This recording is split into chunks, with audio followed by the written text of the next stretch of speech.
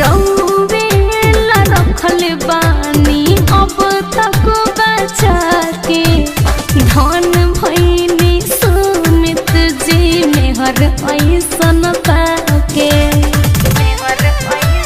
बुझली जी रौवेला रखल बानी अब तक बचा के धन भैनी सुमित जी मेहर ऐसन पाके पर भाके कहला ऐसे ना रौरा सोहमे पर भाके कहला ऐसे ना रौरा सोहमे बगल हट के सोई राजा बनी ना बेसरमी बगल हट के सोई राजा बनी ना बेसरमी। अरे बात समझिए ना।